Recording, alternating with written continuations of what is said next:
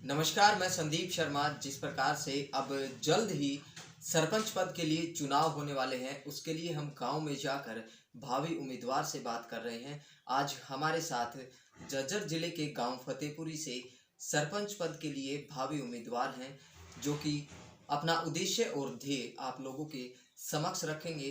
क्या इनका मुख्य उद्देश्य है? तो महोदय जी, आपका स्वागत है। ये बताइए कि आप इस सरपंच पद के लिए इस चुनावी मैदान में क्यों आना चाहते हैं?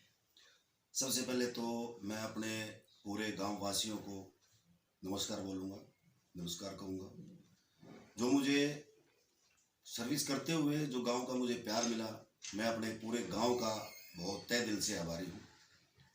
और मेरा एक उद्देश्य है, मेरा गांव मेरी पहचान।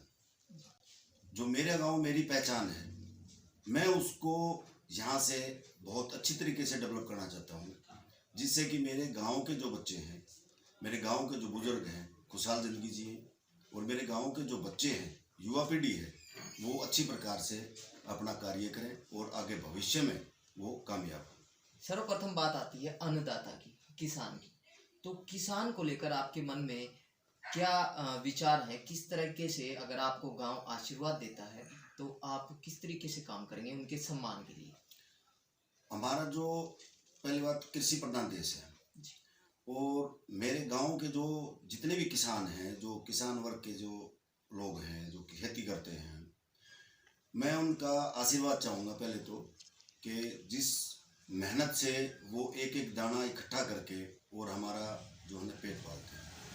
गांव ने मुझे इस प्रकार का अगर मौका दिया आगे आने के लिए, सरपंची के लिए अगर वो मौका देते हैं, तो मैं चाहूँगा कि उन किसानों के लिए कोई भी ऐसी जो योजना आए, तो मैं सबसे पहले अपने गांव के किसानों को दिवाने में पूरी मदद करूँगा। जैसे हमारे गांव से दूसरे जो हमारे दूर दराज वाले जो खेत हैं, वहाँ पर अभी रास्ते कच्चे हैं, लेकिन मेरी रोटी यही रहेगी कि उन गांव जो रास्ते हैं, खेतों के जो रास्ते हैं, वो भी पक्के हों, ताकि जिससे किसान को आने जाने में दिक्कत ना हो। गांव के अंदर आज ऐसी क्या समस्याएं हैं जिनको लेकर आप जिनको पूरा करने का, जिनसे निजात दिलाने का ग्रामीणों को आपका उद्देश्य है? उसमें ऐसा है जी, जैसे हमारा जो गांव है वो बहुत पुराना गांव है। हम वैसे हमारे जो बसासत है वो ढासा से उठ के हम यहाँ आए। जो हमारी जो परदादी थी या सरदादी थी, वो यहाँ आई थी। जो भी चीज़ होगी गांव में अच्छी चीज़ के लिए, अच्छे भविष्य के लिए, उज्जवल भविष्य के लिए, गांव के उज्जवल भविष्य के लिए कोई भी कार्रवाई की जाएगी, वो संपूर्ण तरीके से उसको पूरा किया जाएगा। शिक्षा के लिए आप क्या बेहतर कदम उठाएंगे गांव के अंदर? जो गांव के बच्चे हैं, गांव के युवा हैं, बेटियां हैं, उनके लिए? हमारे गांव में अभी तक, जब से गांव यहाँ पे बसा है, तब से लेकर अब तक हमारे गांव में एक प्राइमरी स्कूल है टोटली।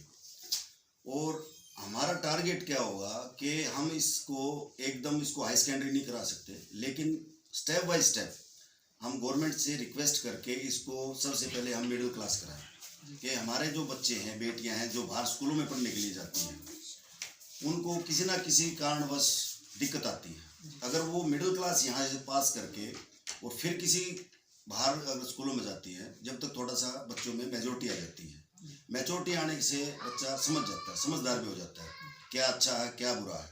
अगर मिडिल क्लास तक हम अपने बच्चों को यहाँ शिक्षा दे सकते हैं, खासकर बेटियों को, तो वो शायद गांव की भलाई के लिए बहुत अच्छा होगा। कोचिंग सुविधाएं जो है, बाहर जाना पड़ता है, लड़कियां हैं या फिर लड़के हैं, तो गांव के अंदर लाइब्रेरी, कंप्यूटर लैब, इस तरह की क्या व्यवस्था करना चाहेंगे? और ट्रांसपोर्ट की? हमारे गांव में अभी तक इस प्रकार की कोई सुविधा नहीं है।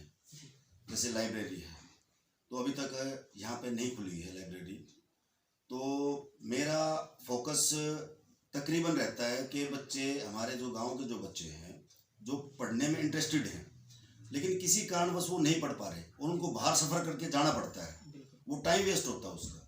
वो 1 घंटे के लिए सफ़र में गया, फिर 1 घंटा आया, क्यों ना वो 2 घंटे उसको एक्सपेंड यहीं करे, जो गांव में इस प्रकार की सुविधा हो जाए, लाइब्रेरी की सुविधा हो जाए या कंप्यूटर लैब हो जाए गांव में। कुछ समय बच्चे का बच के वहाँ पे, और वो उतने समय में अपने समय को सही से इस्तेमाल करे, ताकि वो आगे जाके भविष्य में कामयाबी हासिल कर सके। आज जो युवाओं की प्रतिभा है उनको कैसे निखारने का प्रयास रहेगा?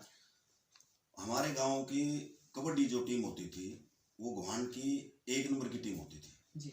बहुत अच्छे अच्छे प्लेयर होते थे हमारे गांव में, लेकिन कुछ कारणवश वो उनकी एज के हिसाब से एज के अकॉर्डिंग वो अभी ढलते चले गए। अभी हमारे गांव में एक स्टेडियम है और हमारे जो गांव के जो बच्चे हैं वो स्टेडियम में जाते हैं, खुद मैं जाता हूं उनके साथ प्रैक्टिस कराता हूं, दौड़ की भी है, बीम है, रस्से हैं, तो उनकी हम प्रैक्टिस कराते हैं। तो हम हर बच्चे को मोटिवेट करते हैं इसके लिए कि आज के दिन जो बच्चा स्पोर्ट्समैन है उसको हर चीज़ की फैसिलिटी मिलती है खास करके, और जो स्पोर्ट्स में निकल जाता है चाहे वो नेशनल लेवल हो, इंटरनेशनल लेवल हो, कोई भी हो, और बच्चे को वहाँ मोटिवेट भी होता है बच्चा कि भी हाँ मेरा ये इवेंट है, मैं इस इवेंट में अच्छा प्रदर्शन कर सकता हूँ। तो हमारा पूरे गांव का ये रुझान है कि भी हमारा गांव दोबारा से उठ के उसी कंडीशन में आ जाए जिस कंडीशन में हम आज से कई साल पहले थे। मैं अपनी 32 साल का जो टेन्योर था मैं अपना फौज में बिता के आया। मैं भी अपने समय का एक अच्छा स्पोर्ट्समैन था स्कूल लेवल का, और मैं चाहता हूँ कि वो स्टैंडर्ड बच्चों में दोबारा से अचीव हो, दोबारा से वो बच्चे उस स्टैंडर्ड पे आएँ, और हर समय समय पे गांव का सहयोग के साथ बच्चों को हम आगे निकालें। गांव का सहयोग हो उसमें, हमारे जो बुजुर्ग लोग हैं जो पहले खेल खेलते थे, कबड्डी खेलते थे या कुश्ती करते थे, तो वो भी आके उनको बच्चों को मोटिवेट करें, उनको समझाएं ताकि बच्चा आगे निकले। और समय समय पे गांव की टीम बना के हम या तो कहीं डिस्ट्रिक्ट लेवल में, स्टेट लेवल में उन बच्चों को हम वहाँ आगे जाके पार्टिसिपेट कराएं ताकि बच्चे का थोड़ा सा और मोटिवेट हो, मनोबल बढ़े उनका, और वो बच्चा अपनी जो मंजिल है उसको तय करे। वार्षिक एक प्रोग्राम रखें कि बच्चों का जिससे मनोबल बढ़े, और उनकी दौड़ वगैरह कराएं या कोई हाई जंप कराएं, लॉन्ग जंप कराएं, फुटबॉल है, कुछ भी है, कोई भी इवेंट हम रखें उसमें, और बच्चों को वहाँ पे प्राइज दे के उनका मनोबल बढ़ाया जाए, जिससे कि बच्चा भविष्य में मार ना खाए और उसका मनोबल बढ़ता रहे और वो अपने नक्शे कदम पर चलता रहे और अपना भविष्य में नाम उज्जवल करे, अपना भी और गाँव का भी। लड़कियों के लिए मेरा ये है कि अभी जैसे मैं बच्चों की प्रैक्टिस कराता हूँ तो पहले कोई लड़की वहाँ जाती नहीं थी, तो मैंने 1-2 के पेरेंट्स से बात की, लड़कियों से जो इच्छुक थी, मैं देखता था उनको रोड पे दौड़ती थी, लेकिन जब से ये स्टेडियम तैयार हुआ है तो वो बच्चियाँ वहाँ आने लगी हैं। तो मेरा यही मानना है, क्योंकि जब बबीता फोगाट, ऋतु दैया है, बबीता फोगाट है, ये जितनी भी फोगाट की जो फोगाट फैमिली की जो रेसलर है वो भी तो किसी की बेटी है, वो भी क्यों ऊपर चली गई? क्योंकि उनके पेरेंट ने उनका जो है ना साथ दिया। अगर हर माँ बाप अपनी बच्ची का साथ दे और वो ये सोचे कि बच्ची किसी से कम नहीं है, लड़की किसी से कम नहीं है, तो वो लड़की को 1% रुक नहीं सकती जिसमें टैलेंट है, वो आगे आएगी। और मेरा ये रुझान रहेगा कि मेरे गांव की लड़की एक दिन इस देश में, इस राज्य में या फतेहपुर गांव का कोई ना कोई एक लड़की जरूर इस गांव का नाम रोशन करेगी। उसके लिए चाहे हमें कुछ करना पड़ो, चाहे कितनी प्रैक्टिस करानी पड़ो, कितनी मेहनत करानी पड़ो, हम उस बच्ची को बिल्कुल आगे लेके आएंगे। युवाओं को क्या संदेश देना चाहेंगे? मैं युवाओं को यही संदेश देना चाहूँगा कि जितने भी मेरे युवा दोस्त हैं, मेरे भाई हैं, मेरे छोटे हैं, अजीज हैं, कि भाई अपने एक टारगेट बनाओ, चाहे वो पढ़ाई से रिलेटेड हो, चाहे वो स्पोर्ट्स से रिलेटेड हो, चाहे किसी से भी रिलेटेड हो, एक अपना फोकस डालो उस चीज़ पे, एक टारगेट अचीव करो कि हाँ ये टारगेट मैंने करना है, या स्पोर्ट्स से लेके करना हो या वो पढ़ाई से लेके करना हो। सबसे पहले वैसे तो मेरा गाँव बहुत ही सुनहरा और अच्छा और तालमेल वाला गांव है। युवाओं को यही संदेश देना चाहूँगा कि सबसे पहले बुरी आदतों से दूर रहें, अच्छी संगत बनाएं, अच्छे बच्चों के साथ बैठें, या तो पढ़ाई के साथ वालों के साथ बैठें या स्पोर्ट्समैन के साथ बैठें, तो अच्छा काम करें, अपने माँ बाप का नाम रोशन करें, माँ बाप के साथ अपने गाँव का नाम रोशन करें, और गाँव के साथ अपना इंडिविजुअल का अपना नाम रोशन करें।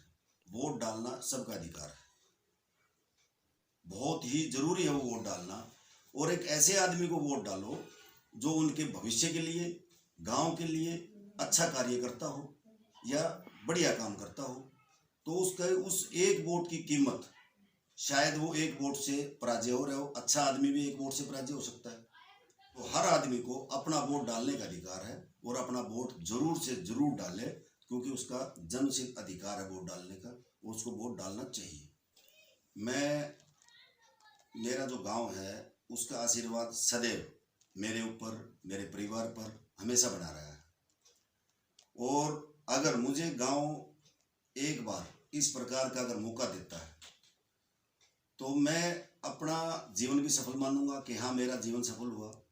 और मैं गांव के लिए जो सुविधा मेरे हित में हुई, गांव के हित में हुई, मैं वो पूरी सुविधा मैं गांव को देना चाहूँगा। मैं अपने गांव को उठाने की कोशिश कर रहा हूँ कि मेरा गांव उठे, मेरे गांव का कहीं सुर्खियों में नाम आए कि अगर गांव देखना है तो जाके फतेहपुर गांव को देखो। मेरे गांव की साफ सफाई क्या, मेरे गांव की गलियां क्या, या मेरे गांव में कहीं डस्टबिन है, या फ्री पॉलीथीन जोन है, पॉलीथीन का बिल्कुल अवॉइड करना, या गांव में पानी की सप्लाई है, या जहाँ कमजोरी है, या लाइट की वो है। अभी गांव में कहीं पे भी जहाँ चौराहे हैं वहाँ पे थोड़ा डार्कनेस है, अंधेरा है। तो मैं चाहता हूँ क्यों ना, अगर गवर्नमेंट अगर हमारे को कोई उस प्रकार की ग्रांट नहीं देती है तो क्यों ना हम सोलर की लाइट लगाएं उसमें, ताकि गांव में रात को कोई भी आदमी आके अपना मूवमेंट कर सकता हो, किसी को डर ना हो।